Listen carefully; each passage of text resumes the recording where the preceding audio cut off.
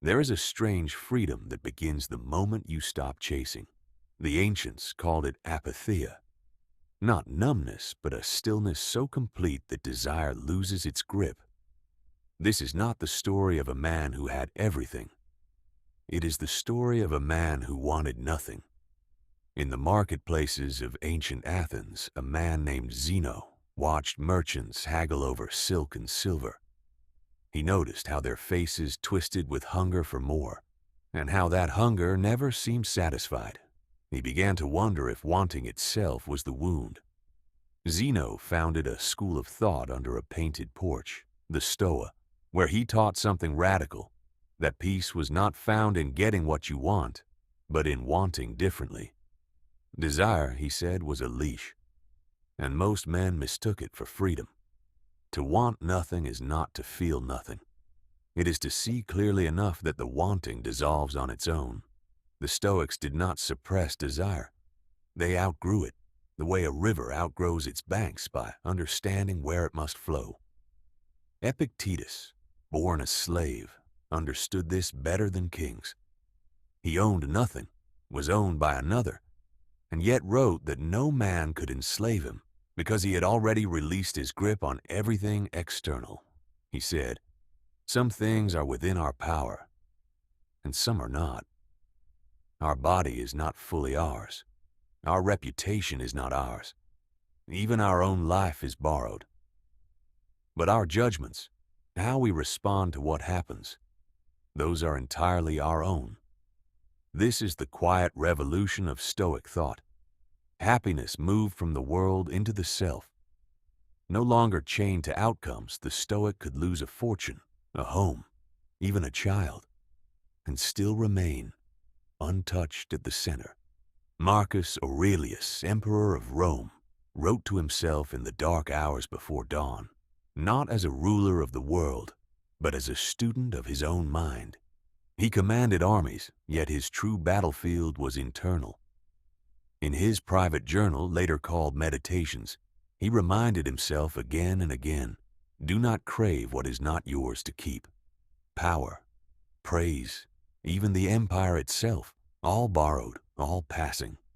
He watched his own desires like clouds crossing a still lake, noticing them, naming them, and letting them pass without disturbing the water beneath. This, he believed, was the truest form of power. Half a world away, in the mountains of ancient China, a different sage arrived at a similar truth through a different path.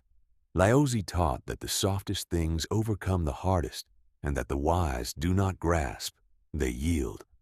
Water, he said, seeks the low places that others despise, and yet nothing is more powerful.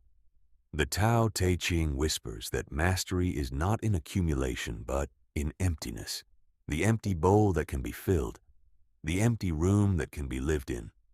Wu Wei, he called it, action without forcing, effort without straining. Not laziness, but alignment. A river does not fight the mountain, it finds the path already carved by patience. Both the Stoic and the Taoist arrived at the same quiet shore. That craving is a storm we create in a mind that could otherwise be calm as still water. Wanting nothing is not emptiness, it is completeness. Consider the man who wants a better job, a bigger home, a louder kind of love. Each want is a small fire lit beneath his feet, forcing him always forward, never present, never here. Now consider the old woman who tends her garden every morning, expecting nothing from the soil, but offering it care regardless. She wants nothing from the flowers, and so she receives everything they have to give. This is the paradox at the heart of ancient wisdom. The less you demand from life, the more life seems to offer, not because the universe rewards restraint, but because desire itself was the fog obscuring what was already there. The Stoics practiced something they called the view from above, imagining their lives as seen from a great height, their worries shrinking into specks of dust on a vast and ancient earth. From that height, the promotion you crave, the person who wronged you, the fear that keeps you awake at night, all of it becomes small. Not because it doesn't matter, but because it was never as large as your mind made it. To want nothing, then, is not resignation. It is a kind of vision, seeing life at true scale, neither too large nor too small, and finding that in that clarity, peace was always available. This does not mean the Stoic felt nothing when loss came. Epictetus lost his health. Marcus lost children to plague. They grieved fully and honestly. But they did not add suffering to suffering by demanding the world be otherwise. There is a difference between pain and suffering, the philosophers taught. Pain is what happens to us.